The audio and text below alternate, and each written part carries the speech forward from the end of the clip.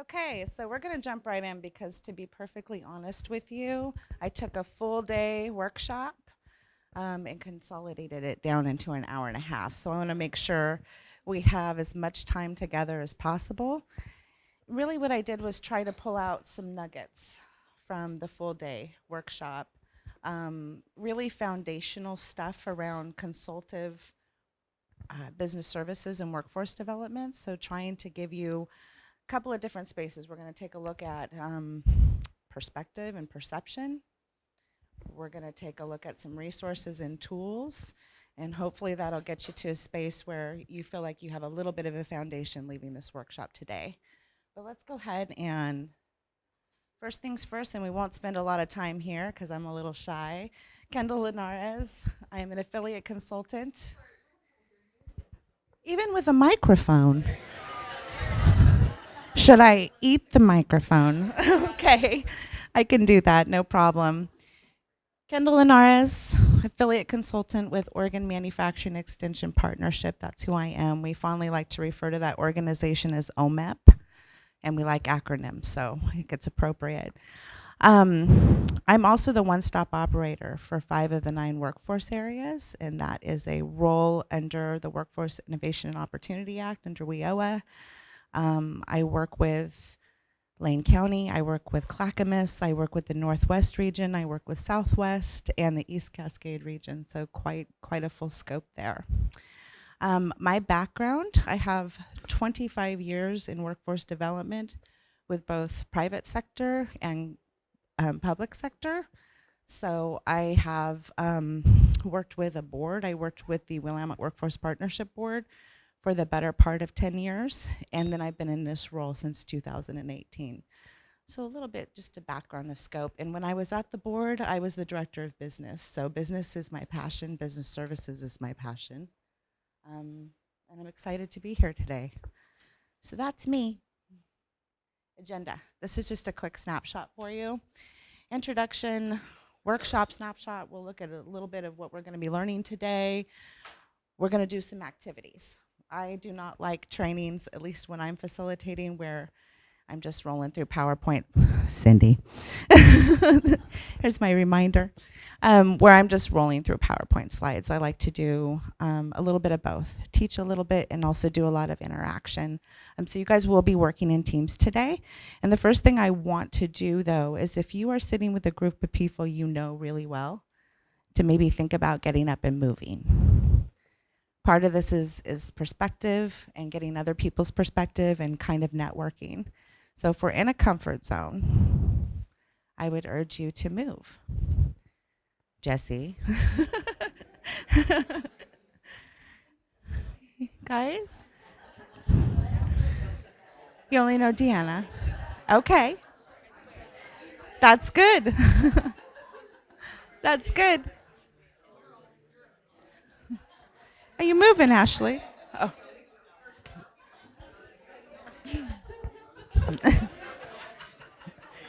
Musical chairs. You laugh.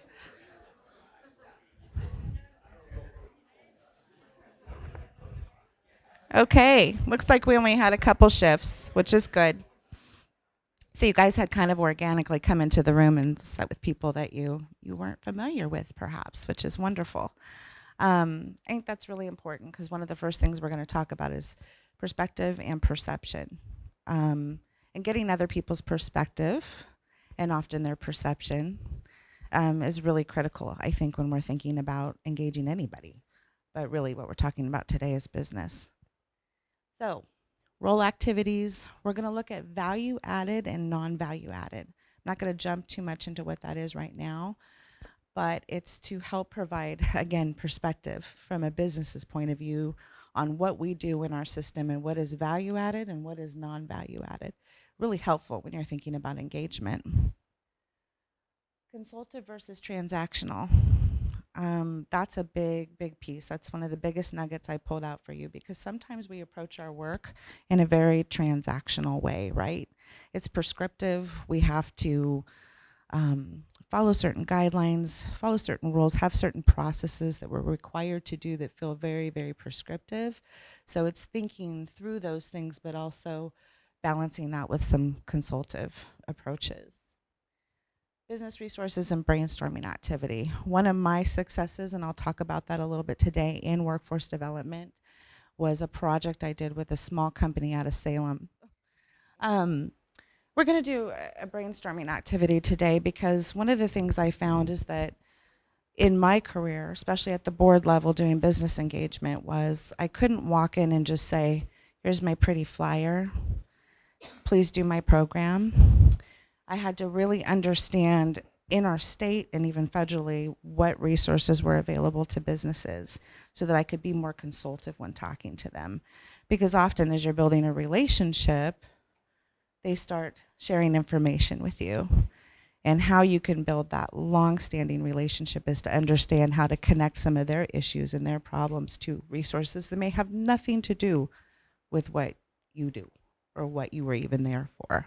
So we're going to really talk about that. Then continuous improvement and takeaways. I really want to get a snapshot from you guys on what a little temperature check on what you're taking away from today. Like I said, full day workshop, consolidated down into an hour and a half. We're only going to be able to kind of breeze over some things. But I do have my contact information at the end too, and I'm happy afterwards to answer any questions or help you with anything if you ever need it. And then we have some additional training opportunities. I know that we'll be sending out the PowerPoint to all of you that participated today. So here's a little bit of a deeper dive. We're going to explore business services roles in the system from different perspectives. That's why I really wanted you all broken up into varied groups. Connecting the dots between roles and understanding how our roles reach far beyond a job title, I think is critical and a really good first step. And the collective impact you can make as a collaborative, coordinated part of the system. That's the hard part, especially when we think about how big our system is and how many layers there are. Exploring what value-added and non-value-added means. Kind of talked a little bit about that. And the consultative versus transactional in our group activities we're going to be doing. I'm just going to breeze over this part, you guys. So again, foundational perspective, that's kind of where we're starting.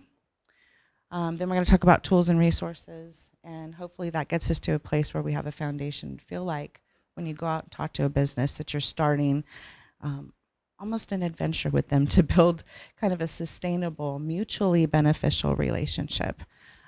I say mutually beneficial because it really truly needs to work both ways for it to be sustainable, right? Okay, we're going to do our first group activity, and this is really about perspective. So what I'm going to have you all do, and we have little Post-its around the room. We don't need those right now. You're going to stay in your table group. Hopefully, if you have an odd number, please add one. You're going to break up into teams of 2. And here's the first part. Provide a brief introduction to your team members at your table, right, of who you are, but do not put in your job duties. Don't talk about your responsibilities, your key role, anything like that. Just name, organization, and job title. That's it. Then break up into teams of 2, okay? Or 3 if you have an odd number. And this portion in your teams, ask each other to describe how each of you see the other's role in the system. Jot down a few key things. And how do you view the impact of the other person's role? And I'm not going to lie to you guys. I've done this exercise in different formats, and it's not that easy. It's really difficult to dig in and think about perspective. So I'm just warning you. And that's kind of why we're starting here. We're doing the hard thing first. Next, provide a few descriptive words to describe. And this is where you're going to separate, or you can stay in your teams, whatever you're comfortable with, because sometimes hearing somebody else's perspective is good too. How do you see your role in the system? And again, just jot down a few keywords that you can share when we do report outs. How do you think your role impacts the business community? So ask these questions. The third part of this activity, to me, is the hardest, which is switch your perspective. Step into the shoes of a business and ask those same questions. How do they see it? Really hard, really kind of challenges your brain on how does a business see me? in the system? How do they see what my role is? And it helps us see that through their eyes. So then as a full team, talk about what you guys discovered in your little teams and even individually. Decide who's going to report out.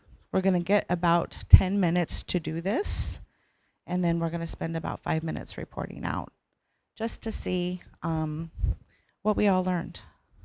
Okay, are we ready? I'm going to start the timer. Okay, so now what we're going to do is take 5 minutes to talk at your tables about what you learned, decide who's going to report out, and then when that 5 minutes is up, I'll go around each table and we'll take a few takeaways. We'd normally go way more in depth with this in a full day, but we have to kind of breeze through it, like I said, but I'm hoping we all can take a few nuggets from what your discussions were. So let's start now, 5 minutes, table discussions about what you learned, and then we'll do the report outs, okay? So the last part of this activity is really to kind of just go around to each table and have you guys share. I'll let it just be volunteer. Just for time's sake, if we went to every individual, it would take us longer. So I'll just let you volunteer. Biggest takeaways in those 3 areas, right? So kind of peer-to-peer, your internal perspective, and business perspective. Ryan. So I think something at our table we talked about was businesses don't have the time and money to catch up to us, and they don't have the time to learn about everything under the sun we do. And we need to be find ways to be more nimble and more ways. We need to find ways to address their problems quickly and with less paperwork and with more money if we can. I love that, Ryan. And I'll tell you why. A long time ago, I was in a meeting, and this woman said, it was a workforce development meeting, and she said, listen, you keep calling me an employer. I'm a business. I'm in business to make money first and foremost. So it really resonated with me in that moment. It stuck with me for a very long time because that's the truth. We call them employers because that's our world, right? Business is in business to make money. If we come from that perspective, it's super helpful. Love what you said. It's really good. Anything else, you guys, from this table that was a big takeaway? What about each other? Anything you learned from your perspective of somebody else's role? Yes.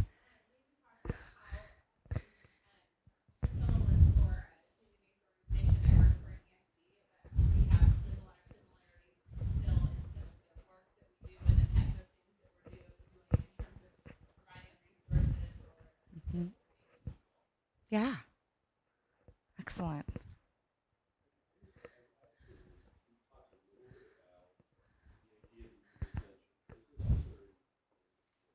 Mhm.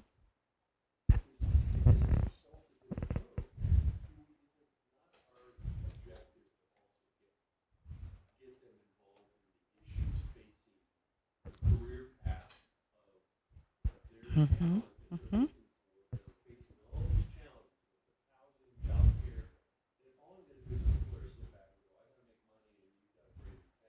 Mhm. Yep. Yep.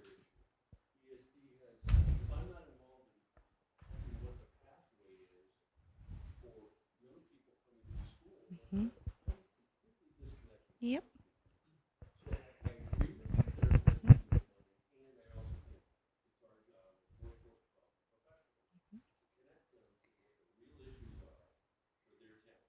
I 100% agree with you. It's just the business perspective. If you step into their shoes, it helps us in how we craft that very message. Absolutely. And how we build a relationship um, that's long standing and, like I said, mutually beneficial, right? That's kind of the whole foundation of today's conversation. So, really good point, though. Absolutely. Ashley.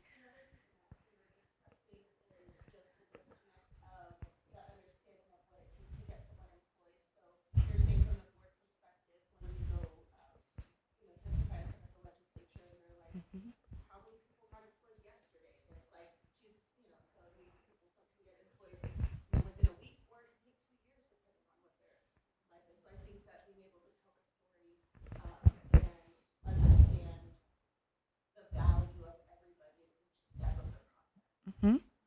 Absolutely. Absolutely. But sometimes I think, and my experience has been, because when I was directly involved, I'm more of a neutral third party in the role I'm currently in. But when I did work for the board, every conversation I was in was very social service driven and very job seeker perspective.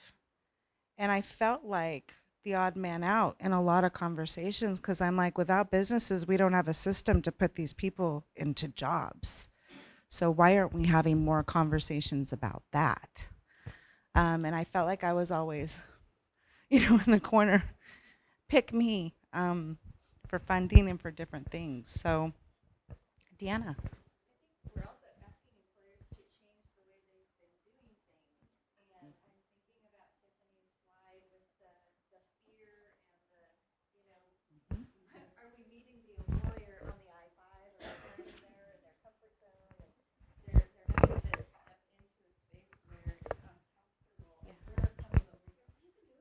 Mhm.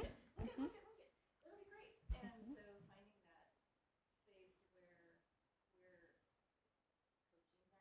Mhm.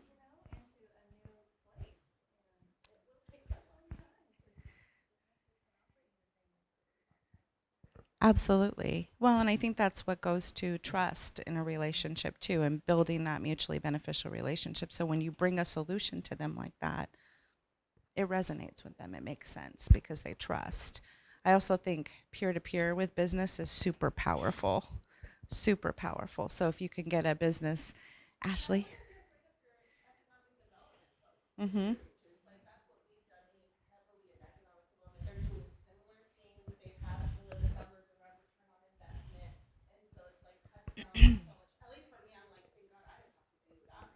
Yeah. Yeah. Yeah. Oh, yeah, absolutely. The partnerships in your community are super important. And even we'll get into it in a little bit here, but don't ever be afraid to suggest or provide resources to a business that have nothing to do with what you do. Be resourceful in that way, where you're hearing an issue and you're like, I know somebody who does that. It's kind of like when you refer a friend for somebody who's going to paint your house. It's the same idea. If you're hearing an issue, but you have the knowledge, share the knowledge. Did you have something?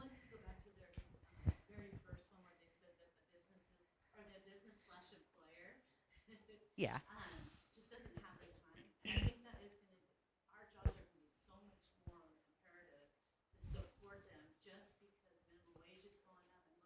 Mm-hmm.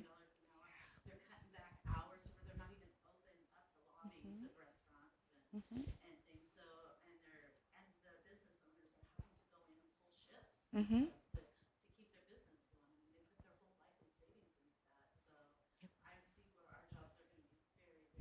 Critical. Yeah. Yeah. No, absolutely. I agree. I agree. It's why we have to be super thoughtful in approach too, right? And we can't all, example, Worksource Center gets a job listing. 9 people go out and see that business without coordinating in that week. We can't do that. We can't create fatigue that way. So coordination and really understand. It's why I asked you guys to ask each other what your perception is of each other's role, what your perspective of that position is, and what your impact is. Because I think a lot of the time we don't know. We might think we know, but we don't necessarily know. And if we don't know, we're not coordinating well, right? And so then we're getting business fatigue in the community and so on and so forth. Cindy remembers this because in Salem, she worked with me in Salem at the time.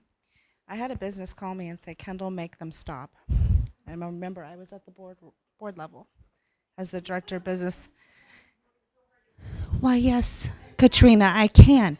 Yeah, I'm sorry, you guys. Um, I was not blessed with a voice that carries. So I got a call from one of my businesses, a manufacturing business, quite a big player in the workforce development system locally, and he said, make them stop, Kendall, please. And he gave me scenarios where he had been just impacted his entire day multiple times over a couple month period of where he would put a job posting in or something word on the street was, and here they'd come in a non-coordinated way. And Cindy and I were a part of creating the very first regional business services team in the state for that reason. They said he told me to make it stop, so I've got to make it stop. And how are we going to do that? So we came up with that model to help do that. But yeah, we have to be very thoughtful in those approaches for that reason. Just what you were saying, we've got to, the impact of business is incredible. And our system, I'm sorry, if it takes us 2 or 3 years to put our brains around it when you're new in this system, think about what it what they feel like trying to navigate it.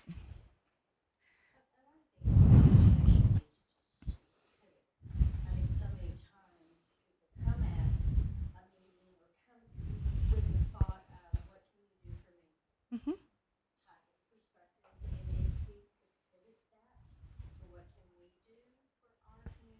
Mm-hmm. Yeah. Mm-hmm. Absolutely. I think perspective is half the battle on that. So people are taking the right approach because they have perspective. You were going to say something, then we're going to have to move to the next section. Yeah. Yeah.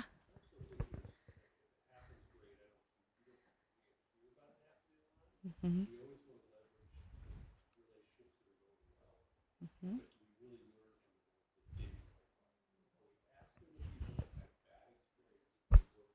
Mm-hmm.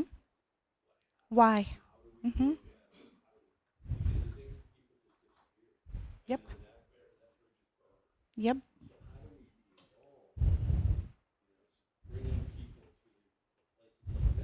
Mm-hmm. Sure. That's asking the tough questions. That's being very vulnerable and open to continuous improvement and not taking stuff personal. Anytime we identify a gap in our system, it's an opportunity for improvement. It shouldn't be offensive.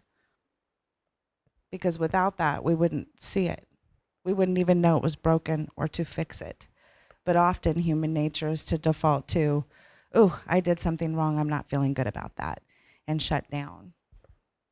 Continuous improvement cultures are very, very, very hard to cultivate, especially in a multi-layered, multi-partner system. But it's so true. Better feedback mechanisms, couple things I can think about, right off the top of my head that could lend to help with continuous improvement, for sure. Any last minute thoughts? Did we hear from this tip? Yes.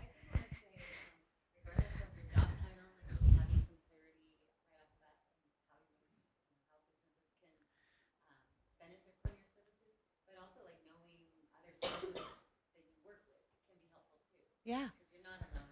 Yes. Yeah. Absolutely. Oh, it's critical. Here's the thing. Often in our world, we don't get marketing dollars, right? We don't get to have huge marketing campaigns to talk about how wonderful the resources and services are. That would be nice, but it's just not a thing. So leveraging each other is critical. More boots on the ground when you all know what each other does and you're leveraging each other. You don't have to know the whole scope of work of somebody. You just have to know enough, right? And want to know enough about what each other does. It's important. All right. Good, you guys. Thank you. That's really just foundational perspective. It's kind of forcing you. I remember when I did a variation of this activity, I was like, I'm uncomfortable. I don't know how to look through those eyes. So hopefully it helped just kind of set the tone of what we're going to continue talking about today. Okay. Oh no, don't do this to me.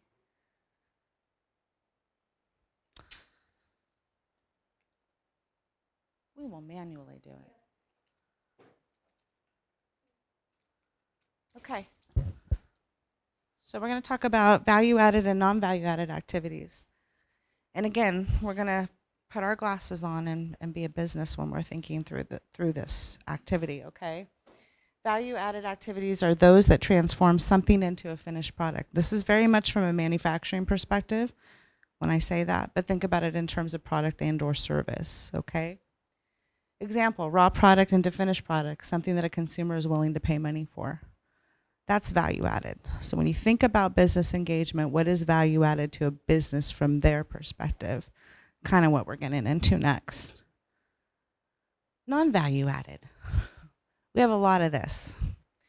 Non-value added activities are activities that don't directly meet the needs of a customer and are sometimes referred to as waste. Might not be waste, but waste in terms of from a customer's perspective or a business perspective. Example, activities that end consumer of a product or service would not be happy to pay for. Non-value added activities can consume resources, but they don't change the end result of the product and or service. So if you think about a long drawn out process to get somebody through an OJT or referrals or different things that to the business, they really don't care what we have to do.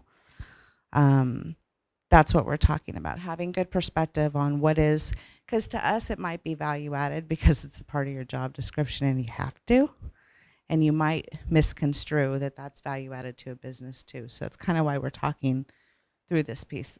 It's a little lean heavy, but good stuff. So group activity 2, here we go. Value added activities versus non-value added activities.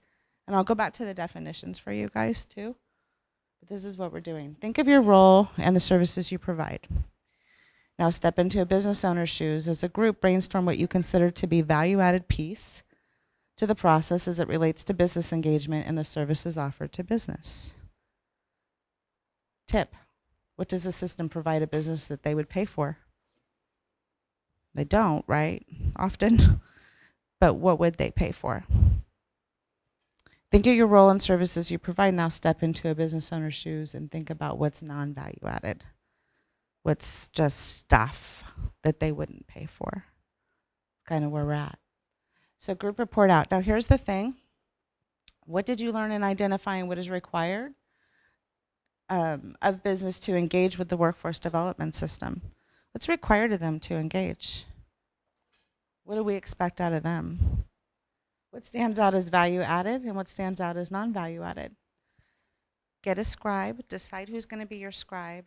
We have Post-its up around. If you guys wanted it for report out, just toss up a cup of value added, non-value added things that you came up with during this discussion, and then we'll talk through them. So I think that's an obvious one for you guys right behind you, that one for you guys, that one for you guys, and then you two, that one for this table, and this table of that one. And you have markers in the center of your table. I put them there, and we're going to do 10 minutes to talk about value add and non-value add as a group. All right, so for value added, we talked about some specific programs and resources that our organizations provide to small businesses. We talked about stuff like training reimbursement programs and industry-led credentials or industry-recognized credentials that can actually help like elevate their workforce. Work experiences, especially subsidized, that our organizations will pay for people to be in these businesses. So free work, they love it. Skilled, diversified workforce, kind of the outcome of, we got good people in our community to work. Support services that we offer, education about the resources that we offer, because a lot of times people don't know about the resources that are available to them. Personalized guided processes and created services. So if a business comes to us with a need, being able to create, a service around that, and not just say, that's not on our matrix of services, so sorry.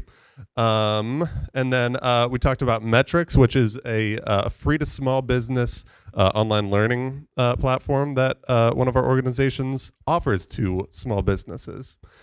For non-value added, we talked about unguided resources, so just referring people to look at our website or look at this flyer that has a list of things.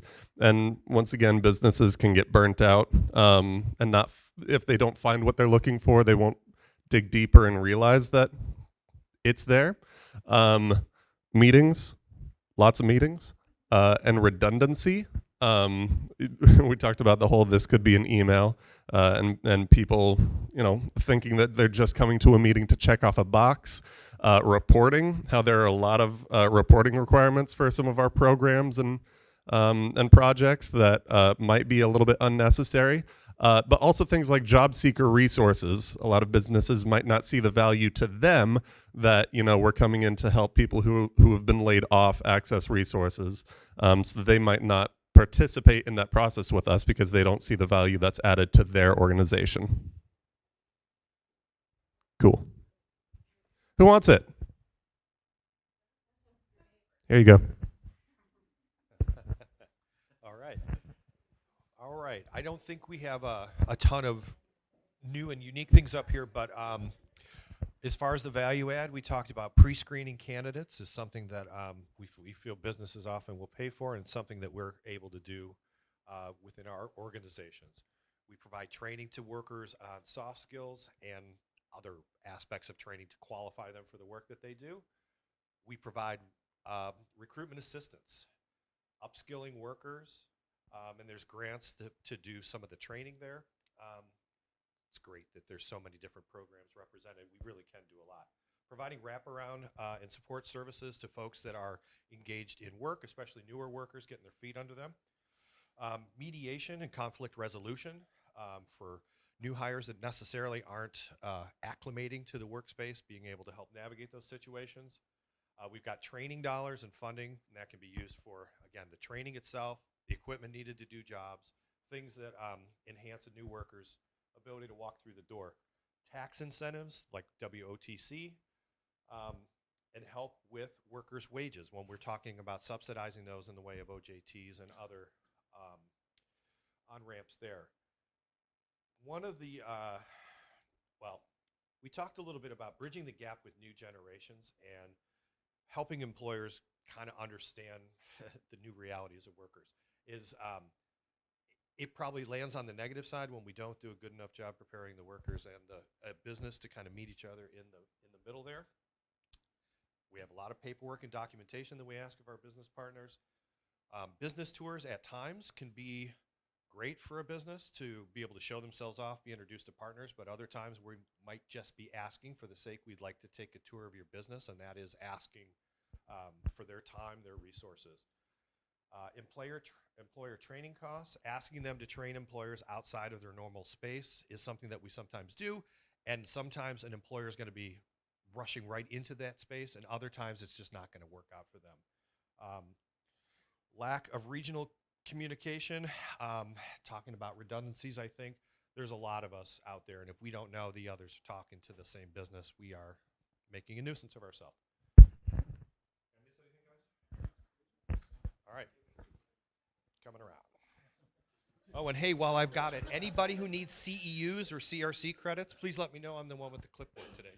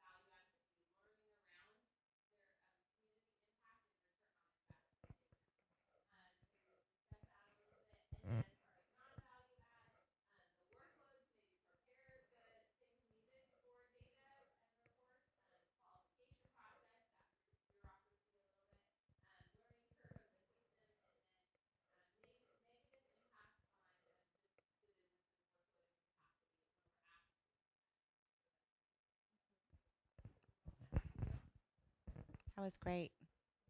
Thank you. Okay, you guys.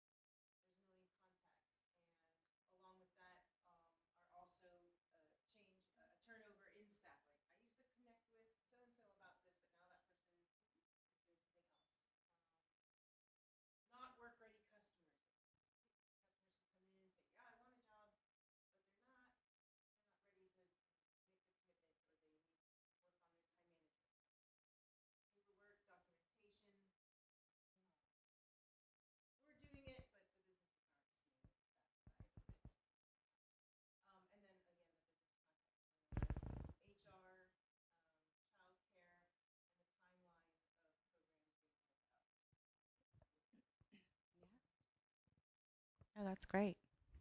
Thank you. Anybody want to add anything else you thought of? Value add, non-value added to business from a business perspective. Okay. We're going to move into our next spot here. Maybe.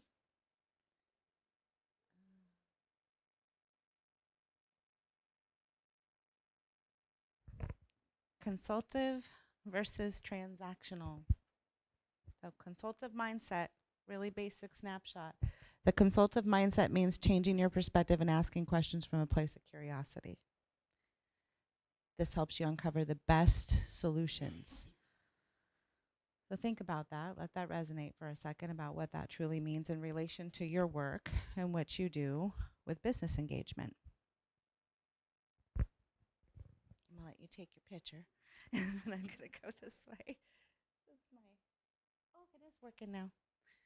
Okay, transactional mindset. Out of everyone's way here. Transactional mindset means you expect something in return for your contribution, right?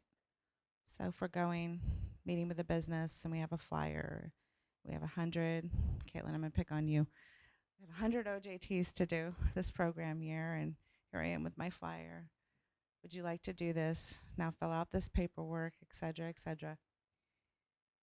More of a transactional mindset, not that Caitlin does that because she's amazing, but more of a transactional mindset. So go back. Maybe.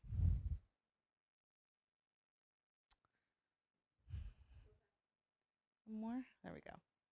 Consultative? Transactional. Okay. A lot of things I like to say. Connecting the dots is a big one because I'm a big believer that everyone in the system should have a true perspective of what the system actually is, not just your local area, but how your role connects to the greater system in the state, how we all play a role in that. Sometimes it's hard. You know, you might just think it's our work source center, it's this local community organization I work for, et cetera, but it reaches far beyond. Other thing I like to say is make it your business for these two areas. Always make it your business to put yourself in the driver's seat. That's why we're talking about perspective today, to really even when you're working with a job seeker, if you're on that side of the house and you happen to be in here, even when you're working with a job seeker, you have to put on the lenses of those you're serving to truly understand how to do that in the right way. So always make it your business to put yourself in a driver's seat of a business owner. Challenge yourself to not see your business engagement offerings and resources and or services through their eyes, but rather through your eyes, but rather theirs. Customer's perspective always clarifies where the gaps are. So if I truly look at it through their eyes, I'm going to see where I have gaps in what I'm doing. The other piece, always make it your business to know about resources offered. And this is the part we're getting into next. Do business outside of your scope of work. Think big. How can you connect the dots from exploring with a consultative mindset and learning of challenges a business faces to provide information that will lead to tangible solutions? So again, not just what you can provide, but what the system can provide, and even outside of the system, what resources are out there for business. Builds powerful relationships with business when you're able to be that go-to person, that person that they tell things to and ask for things, and you're able to find resources for them. Able to do it. Finding the balance between the two. Because really, in our world, there's a lot of non-value-added activities we have to do that are required of us. So sometimes just finding the balance is where the sweet spot is. So don't let programmatic deliverables drive your outreach and business engagement. So again, I'm making myself the girl with the flyer. Hi, I'm here. I have an OJT program. Want to do it? Here's the flyer. Don't let that drive your engagement. Let it be so much bigger than that. Lead from a genuine curiosity. Ask questions and make it your business. Not in a sassy way. Just make it your business. Understand cumbersome processes related to the system and how business access resources and move to continually improve or provide input to continually improve. And also help that business navigate those processes. I, in my career, have done a lot of hand-holding through cumbersome processes. Time-consuming, but boy, it lends well to building that mutually long-standing relationship. And don't be afraid to connect your business customers to tools and resources not related to workforce development. I've done that a lot of times where they might not have needed what I had in that moment, but they needed other things that I had awareness of, that I was able to connect them, and thus laid the foundation of our relationship. Mm-hmm.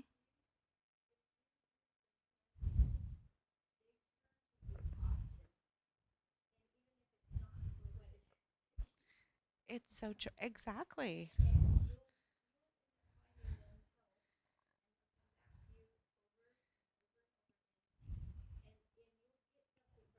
Mm-hmm. You absolutely will. That's that mutually beneficial part, right? Absolutely. And in the moment, you may not have something that makes sense for them. They may be 2 steps behind in what you're offering, but you do know that this resource could help provide that, or that resource could help provide this for them and get them the 2 steps ahead to then engage with you. 100%. Mm-hmm. Mm-hmm. Mm-hmm. Absolutely. I had an experience, oh gosh, it's probably been since 2012, 13 time-ish, I guess. Um, and I helped a small company in Salem, very small company. At the time, they had 5 people, including the 2 owners, and one of their daughters worked after school. It's an easel company that was started out of someone's garage, one of those beautiful stories where then they worked really, really, really hard, got themselves a warehouse space, and were doing the best that they could with the resources and tools that they had. Well, I got involved through industry consortiums that I led through the board, and figured out very quickly that, oh boy, in order for them to grow, they were going to have to do some work. They were in that awkward space of, I could grow really quickly here, or it could break us, and we would have to close our doors. Well, I didn't necessarily have anything crazy going on at the time where I could just go in and say, let me fix all your woes And yes, you could now take that Amazon contract because that's what they were facing, which for them was huge. Barely any staff, etc. The warehouse was a complete disaster area, real typical. And I was able to come up with several people to come together, to pull together and pull off a week-long event doing lean stuff, cleaning up their warehouse, getting them organized, saving them money, essentially, in a lot of ways, and other outside resources. It didn't really have anything to do with what I was leading with, right? But we were able to pull it together. We flew people in from all over the country to help do this project. And they took the Amazon contract and saw record profits and are still in business today. So that's where I challenge you to think about other resources outside of workforce development. Oh, here we go again. My organization that I'm an affiliate consultant for, Oregon Manufacturing Extension Partnership, if you work with manufacturing, they're a huge resource, and they are a nonprofit. They get grant money too that could support improvement, process improvement in a manufacturing environment. If you're hearing from somebody where we're having trouble with this shift and this particular process, you would know, Oregon Manufacturing Extension Partnership could help them. So that's what I mean by thinking way outside of the box and understanding what wonderful resources are available, some very sector specific, some just business specific, right? So we're going to brainstorm in our next activity as a group. And you guys, you've well used your Post-its, so why don't we just not and go ahead and write it down, but I'd like to collect those at the end because I'd like to consolidate all of our information and send something out to you guys on notes-wise of what you came up with. So as a group, brainstorm resources and or services available to business. Go for it. List as many as you can think of. Challenge yourself to identify resources and or services that fall outside of workforce development that are specific to business. Report outs. Pick a handful of key areas you've identified and share with the full group. I'm going to check our time. We only have 5. What happened to our time? Okay, well, how about this? Why don't you guys just for the last couple of minutes give me a couple of things you can think of, and then I'm going to provide you all with a list. How's that? How's that? Anybody have anything that jumps out? I gave you one that was outside of kind of workforce development or OMAP, Oregon Manufacturing Extension Partnership, nonprofit that provides lean training and other additional trainings to specifically manufacturing sector, but they do work with other sectors as well. Mm-hmm. Absolutely. SBDC, Ashley said economic development was huge. Business Oregon, thank you, Cindy. That's a brilliant one. Uh-huh. Yeah, absolutely. Faith-based organizations, yes. Regional solutions. Absolutely, Katrina. Good one. ERCO. Yep. Absolutely. Absolutely. Yeah, I actually had a request along those lines to help kind of coordinate for an immigrant population that was coming in for a specific manufacturer through OMAP. So yes, absolutely, that's happening. What else? Anything?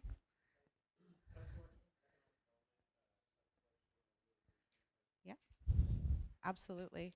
Understanding where there's tax credits outside of WOTC as well, because there's a lot of different tax credits available. Different things. You can put money in their pocket, help with the bottom line, and also address those other issues. You're going to be in a good space.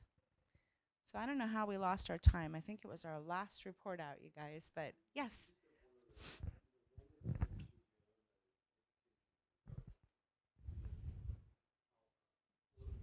Mm-hmm. Yeah. Yeah.